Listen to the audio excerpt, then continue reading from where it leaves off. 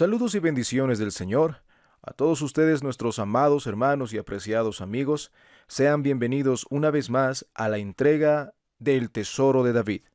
Vamos avanzando ya al Salmo número 43 y antes que pasemos a leer la bendita palabra del Señor, en este tiempo me gustaría agradecer primeramente a nuestro bendito Señor y también a cada uno de ustedes que hacen posible que miércoles tras miércoles podamos seguir llevando este material tan precioso. Realmente pensar hasta el día de hoy que el Señor nos ha sostenido, aún pasando la pandemia y aún manteniéndonos con vida, pues podemos caer en cuenta de que tenemos un propósito y vamos a continuar haciéndolo. Desde esta su iglesia cristiana, una pequeña misión, una iglesia que está asentada en la ciudad de Colcapirgua, en Cochabamba, Bolivia, pues llevamos este material de forma audible para cada uno de ustedes. En ese sentido les rogamos oraciones y que si este material les está siendo de bendición, puedan compartirlo también con otros hermanos. Puedan compartirlo ya sea con sus familiares, con hermanos de la iglesia y seguir sorprendiéndonos de su tremenda santidad para vivir en pos de la santidad de nuestro bendito Dios. En ese sentido, vamos ahora sí a comenzar y pues como ya tenemos de costumbre, comenzamos leyendo la bendita palabra del Señor en el Salmo 43 en los versículos 1 al 5. Así dice la bendita palabra del Señor. Júzgame, oh Dios, y defiende mi causa. Líbrame de gente impía y del hombre engañoso e inicuo. Pues que tú eres el Dios de mi fortaleza, ¿por qué me has desechado? ¿Por qué andaré enlutado por la opresión del enemigo? Envía tu luz y tu verdad. Éstas me guiarán, me conducirán a tu santo monte y a tus moradas. Entraré al altar de Dios, al Dios de mi alegría y de mi gozo, y te alabaré con arpa, oh Dios, Dios mío. ¿Por qué te abates, oh alma mía, y por qué te turbas dentro de mí? Espera en Dios, porque aún he de alabarle, salvación mía y Dios mío. Debido a la extraordinaria semejanza de la estructura de este salmo con la del anterior, el Salmo 42, se ha supuesto que ambos forman parte de una misma unidad y que el Salmo 43 no es más que un fragmento del cántico precedente separado del mismo por equivocación. Pero siempre es peligroso dar cabida a teorías sobre posibles errores en la Sagrada Escritura, y en este caso se hace difícil justificar las causas y motivos de una conclusión que da lugar a no pocas preguntas. Por ejemplo, ¿por qué razón se desgajó esta parte concreta del resto del Salmo? Si los 5 versículos del Salmo 43 hubieran formado parte en principio del Salmo 42, su misma similitud hubiera justificado y protegido su unidad. Y es poco probable que nadie se atreviera a separarlos. ¿Acaso no resulta más probable que alguien, por propia iniciativa y apoyándose en su propia sabiduría, decidiera unificarlos posteriormente en aquellos manuscritos en los que aparecen como uno solo? Nuestro punto de vista es que al propio autor, después de haber compuesto y concluido el Salmo 42, le gustó tanto la estructura poética del mismo que decidió escribir posteriormente otro salmo suplementario en el mismo estilo. Y en consecuencia, tratándose de un apéndice del 42, no precisaba de título y no se le puso.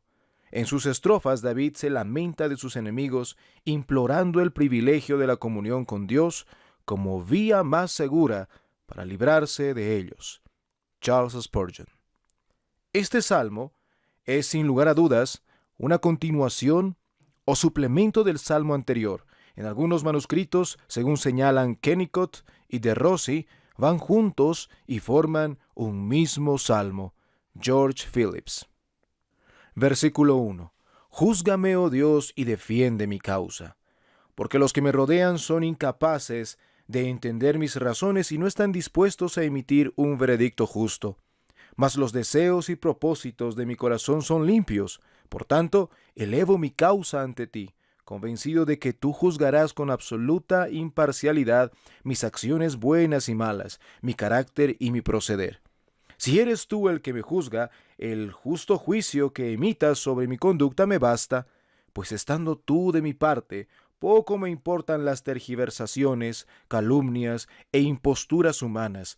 Tú eres lo único que me importa. Y además, sé que tu veredicto no va a demorarse, sino que ejecutarás justicia a tu siervo, difamado y calumniado con prontitud. Defiende mi causa frente a esta nación impía. Un abogado del calibre del Señor es más que suficiente para replicar a una nación entera de belicosos acusadores. Cuando tratamos con impíos, no es de extrañar que sean injustos, y por tanto, no cabe esperar que traten con justicia a los hijos de Dios. Si odian al rey, no amarán a sus súbditos. Para muchos la opinión pública, lo que piensa la gente, es lo más importante, pero para aquellos que poseen la gracia, la opinión divina tiene mucho más peso. Una sola palabra de Dios tiene para el creyente más peso que 100,000 discursos de los hombres. Quien confía en Dios para todas las cosas lleva en su brazo un escudo de bronce, y los dardos de la calumnia se estrellan en él y caen a sus pies al tocarlo sin causar daño alguno. Líbrame de gente maligna y del hombre engañoso e inicuo. La falsedad y la justicia son compañeras inseparables. El adulador no tiene el menor reparo en calumniar cuando haga falta, y de este par de demonios no hay quien pueda librarnos, fuera de Dios mismo, pues su sabiduría puede contrarrestar con facilidad la astucia de la serpiente más vil, y su poder sobrepasa al del león rugiente más fiero. Bien se trata de Doeg el edomita o de Ahitofel, quien estaba en mente del salmista cuando escribió estas palabras. Poco importa, ambos eran rematados villanos de lo más alambicado y retorcido, y en consecuencia la única forma de estar con ellos era remitir el asunto al juez supremo. Si tratáramos de plantar batalla a semejantes personajes en su propio terreno, luchando con sus propias armas, el daño que nos haríamos a nosotros mismos sería mayor que el que nos pudieran infligir ellos. El verdadero Hijo de Dios deja a tales enemigos en mejores manos, recordando que la venganza no le corresponde a él, sino al Señor. Cuando te sientas acosado por similares villanos, ora gritando como el salmista con todas tus fuerzas: líbrame de ellos, Señor. Y verás cómo no transcurre mucho tiempo sin que te veas ya en posición de poder proclamar a los cuatro vientos la constatación y memoria de una salvación maravillosa. Charles Spurgeon. Versículo 2. Pues que tú eres. Un razonamiento que se erige como columna vertebral de toda oración. Si razonáramos más con el Señor sobre esta base, pues que tú eres, obtendríamos más victorias en nuestras súplicas. El Dios de mi fortaleza, toda mi fuerza es tuya y te pertenece. Por tanto, no la utilizaré a mi antojo contra mis enemigos personales en beneficio propio. Toda mi fuerza proviene de ti, por tanto, buscaré siempre ayuda en ti, que eres quien puede otorgarla y concederla. Toda mi fuerza está en ti, por tanto, dejo la empresa de combatir a mis enemigos completamente en tus manos. La fe que razona y actúa de ese modo es una fe sabia. Fijaos bien en la certeza y seguridad que denotan las palabras de David. Pues que tú eres. No dice espero que seas o confío que seas, sino sé que lo eres. De esa seguridad es de donde parte nuestro consuelo. ¿Por qué me has desechado? ¿Por qué me tratas como si me aborrecieras? ¿Acaso me he convertido en ofensa ante tus ojos? Muchas son las razones por las cuales Dios podría desecharnos, pero ninguna prevalecerá para que lo haga, pues Él jamás desecha a su pueblo, aunque circunstancialmente y por un tiempo haga como si lo hubiera desechado. Esta pregunta nos enseña que es bueno inquirir respecto a las cosas incomprensibles y oscuras, pero hemos de inquirir de Dios, nunca de nuestros propios temores. Pues aquel que es la fuente de esa prueba misteriosa que nos aflige es quien mejor puede explicárnosla. La incredulidad es ciega y erra seguro, y en vano contempla sus obras con apuro. Dios es su propio intérprete, algo evidente, y las explicará al fin tranquila y sosegadamente. ¿Por qué andaré como enlutado por la opresión del enemigo? ¿Por qué me entristezco y me lamento a causa de ellos? ¿Por qué divago de acá para allá como un espíritu errante? ¿Por qué visto con ropas de luto mi cuerpo y muestro señales de dolor en mi rostro? La opresión es algo que enloquece al más equilibrado y sensato de los seres humanos, que no puede evitar preguntarse: ¿por qué, Señor? ¿Por qué he de soportar tanto de esto durante tanto tiempo? De nuevo, pregunta natural y útil dirigida al justo interlocutor. Su respuesta a menudo será: porque somos santos y debemos por tanto ser semejantes a nuestra cabeza, y porque ese dolor transitorio corrige y moldea nuestro espíritu y trae fruto abundante. No nos es lícito someter a Dios a interrogatorio con arrogancia y mal humor, pero sí podemos gentilmente y con humildad preguntarle: ¿por qué? Señor, ayúdanos a discernir entre ambas cosas, a fin de que no acabemos pecando por causa de la fatiga y el estrés ocasionado por la pena. Charles Spurgeon. Versículo 3. Envía tu luz y tu verdad, el gozo de tu presencia y la fidelidad de tu corazón. Haz que ambas sean manifiestas. Pon de manifiesto con tu luz la verdadera realidad de mi carácter y recompénsame según tu promesa verdadera. Así como el sol lanza sus rayos iluminándolo todo con su resplandor, así también manda el Señor su favor y su fidelidad hacia su pueblo. Y así como la naturaleza se engrandece y regocija con el resplandor del astro rey, así los creyentes destacan y triunfan en la manifestación del amor y fidelidad de su Dios. Como los rayos dorados que emite nuestra estrella, alumbran incluso los entornos más tenebrosos y oscuros con un esplendor deleitoso. Me guiarán. Que ellas sean la estrella que me guía a mi lugar de descanso, que sean mis guías alpinos, que me conduzcan por senderos seguros entre las cumbres y por encima de los precipicios hasta las moradas de la gracia. Me conducirán a tu santo monte, a tus moradas. Ante todo, llévame en alas de tu misericordia hasta tus atrios terrenales, y cuando acabe mi exilio en aquí, esta morada terrenal, transpórtame a su debido tiempo a tu palacio eterno en las alturas. No buscamos luz para que nos ayude a pecar, ni verdad para ser ensalzados a través de ella, sino para que nos hagan de guías prácticos en una comunión más cercana y directa con Dios. Y solamente la luz y la verdad que Dios envía pueden llevar a término este contenido. Puesto que ni la luz común es lo bastante fuerte como para mostrarnos el camino al cielo, ni las meras verdades morales o materiales son suficientes para asistirnos en nuestro ascenso al Monte Santo, pero la luz del Espíritu Santo y la verdad que hay en Cristo Jesús nos elevan, santifican y perfeccionan. De ahí emana su virtud para conducirnos hasta la gloriosa presencia de Dios. Es hermoso observar cómo las ansias y anhelos de David para librarse de la opresión de los hombres siempre lo conducen a buscar una comunión más íntima y más intensa con Dios. Charles Spurgeon. Envía tu luz y tu verdad. Es posible que se trate de una alusión al Urim y Tumim, como símbolo de la luz y la verdad. Stewart Perron. Versículo 4. Entraré al altar de Dios. Si David se hubiera visto favorecido repentinamente con una liberación que le hubiera permitido regresar de su exilio, sin duda que el primer lugar al que se habría dirigido no hubiera sido su casa o posesiones, sino que sus pasos se hubieran dirigido raudos y sin rodeos hacia el altar de Dios.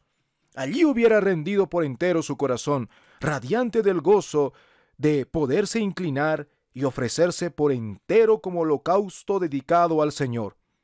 Cuán exulantes deberíamos sentirnos también nosotros, los creyentes, al acercarnos a Cristo, que es el antitipo del altar y cuya luz, mucho más clara todavía, debería intensificar y multiplicar aún más nuestro deseo.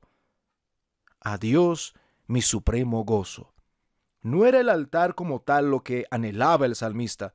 No compartía ni practicaba la fe supersticiosa del paganismo, ni su frío ritualismo. Lo que de veras anhelaba su alma era comunión espiritual, una comunión con Dios mismo. ¿De qué sirven todos los ritos de culto si Dios no está en ellos? ¿Qué son sino conchas vacías y cáscaras huecas? Fijaos en el éxtasis y santo arrebatamiento que experimenta David por su Señor. No se limita a decir que Él es su gozo, sino que utiliza una forma posesiva, mi supremo gozo, no la fuente de gozo, el dador de gozo o el sustentador de mi gozo, sino mi supremo gozo. Es decir, el gozo del gozo, el gozo total, el gozo absoluto, el gozo mismo. Una nota marginal a este texto traduce la alegría de mi gozo, esto es, el alma misma, la esencia, la entraña de mi gozo. Por tanto, no es de extrañar que el acercarnos a Dios, algo que para nosotros es la expresión suprema del gozo, pueda convertirse en motivo y razón de nuestra hambre y sed. Y alabaré con arpa. El salmista dedica su mejor música al mejor de sus amores. Cuando Dios nos llena de su presencia de tal forma que nos inunda el gozo, sentimos la necesidad imperiosa de derramarlo a sus pies en alabanza.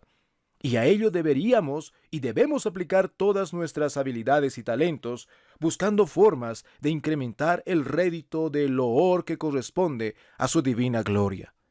Oh Dios, Dios mío, ¿cómo se recrea David pronunciando ese nombre que tanto ama en esa forma tan personal? Lo va lanzando de una a otra de las cuerdas de su arpa, haciéndolas vibrar con su tañer más dulce. ¿Qué otros sonidos más dulces e inspiradores puede acompañar música alguna que estas 4 palabras, oh Dios, Dios mío? Conocer a Dios por medio de la fe y poseerlo en el corazón es tener el cielo en el corazón y el corazón en el cielo, la plenitud de toda dicha posible. Charles Spurgeon. Entraré al altar de Dios. El salmista se muestra deseoso de correr saltando de alegría y presentar ante Dios un sacrificio de acción de gracias por su liberación prodigiosa. Deseoso de ofrecer su propia alma en holocausto, prendiéndola y quemándola hasta consumirla en el fuego de un amor vigoroso, encendido por su afecto hacia Dios, y cuyas llamas asciendan y lleguen únicamente a Él, al Dios, mi supremo gozo. O más exactamente, como lo expresa el texto hebreo, a Dios, el gozo de mi gozo. Un gozo que sazona cualquier otro consuelo, que es la esencia de todos sus otros deleites y única cosa capaz de transformarlos en reales y duraderos.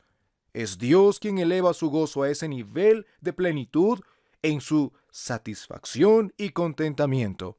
William Dunlop. Versículo 5. ¿Por qué te abates, oh alma mía? Si Dios está contigo, ¿por qué esa tristeza y desaliento? Si Él es quien levanta, ¿por qué vives tan cerca del suelo?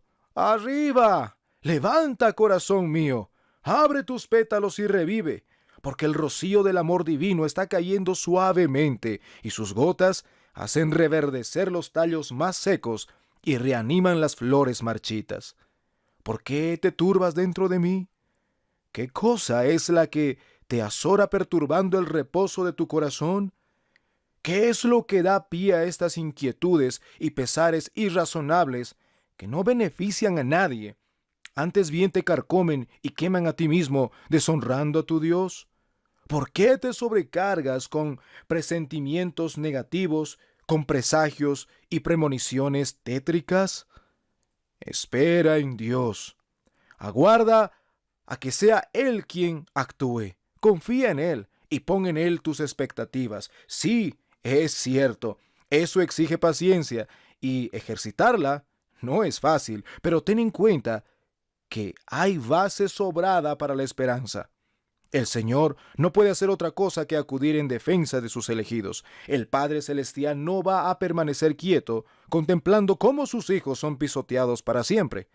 Tan cierto como el sol que está en el cielo, despuntará la aurora para el pueblo de Dios, pese a que por un tiempo se vea en la necesidad de andar en tinieblas. ¿Qué razón hay que nos impida, por tanto, recobrar el ánimo y levantar nuestra cabeza henchidos de esperanza reconfortante? Porque aún he de alabarle. El tiempo de los lamentos pronto acabará, y comenzará el periodo de la alabanza. Ven pues, corazón mío, y mira por la ventana. Pide prestado el catalejo y anticípate un poco a los acontecimientos. Comienza a perfumar tu habitación con los suaves aromas primaverales de la hierba de la esperanza. Salud de mi semblante y Dios mío. Mi Dios borrará todos los surcos de mi frente y todas las marcas de las lágrimas en mis mejillas. Por tanto, levantaré mi cabeza y sonreiré ante las mismísimas fauces de la tormenta. El Salmo tiene una conclusión feliz y bendita, una conclusión que todos nosotros deberíamos imitar y poner en práctica cuando llegue el momento en que la muerte ponga punto y final a nuestra existencia mortal. Charles Spurgeon. Espera en Dios. Cuanto más intensa y terrible sea la tormenta, más necesaria es el ancla. William Plummer. Hasta acá nuestra lectura, mis amados hermanos, el día de hoy, en este salmo bastante corto, pero muy hermoso, 5 versículos del Salmo 43, que oramos que les sea de bendición, amados hermanos, y simplemente me gustaría volver a leer estos últimos puntos del comentario de Spurgeon, que dice que este salmo tiene una conclusión feliz y bendita, una conclusión que todos nosotros deberíamos imitar, dice, y poner en práctica cuando llegue el momento en que la muerte ponga punto y final a nuestra existencia mortal. Mi amado hermano, mi amada hermana, yo quiero simplemente llevarte a meditar en lo siguiente. ¿Cuántas veces tú has pedido en oración que el Señor prepare tu corazón para la hora de la muerte? Muy pocos, creo yo, podemos caer en cuenta de ese tipo de petición de oración. Siempre estamos pidiéndole al Señor qué es lo que queremos, qué es lo que deseamos o cómo le agradecemos. Tal vez en momentos de tribulación nosotros le pedimos fortaleza, amparo, consuelo, y está bien, hermanos. Pero no debemos olvidar que parte de nuestras oraciones es pedirle al Señor que nos prepare para la hora de nuestra muerte, para ese momento en el cual tendremos que pasar el valle de sombra y de muerte. Pero recordemos, hermanos, como leíamos en el Salmo 23, que la vara y el cayado del Señor nos va a infundir aliento. Oremos para ese momento, hermanos. Nosotros no vamos a estar eternamente en esta tierra, en este cuerpo mortal que está aún con pecado. No hasta el momento que Cristo retorne, hermanos. Pero hasta ese entonces, nosotros debemos estar conscientes que vamos a morir, hermanos. Y yo quiero preguntarte, ¿estás preparado para ello? Hermano, hermana, por favor, que no se abata tu alma. Que no se abata tu alma más en lo que estés pasando en este momento. No. Sino que como el salmista, di a tu corazón que vas a esperar en Dios, porque aún tienes que alabarle. Si tienes vida en este momento y estás escuchando este audio, es porque Dios desea y quiere y te ordena que le alabes. Que Él sea tu todo. Que Él sea tu todo, que Cristo Jesús, amados hermanos, sea nuestro todo como cristianos en esta tierra.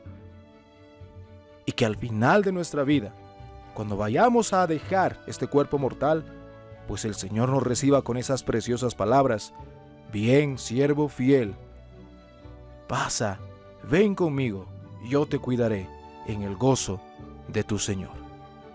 En la voluntad de nuestro bendito Dios, nos estaremos reencontrando ya para leer el Salmo número 44. Será hasta entonces.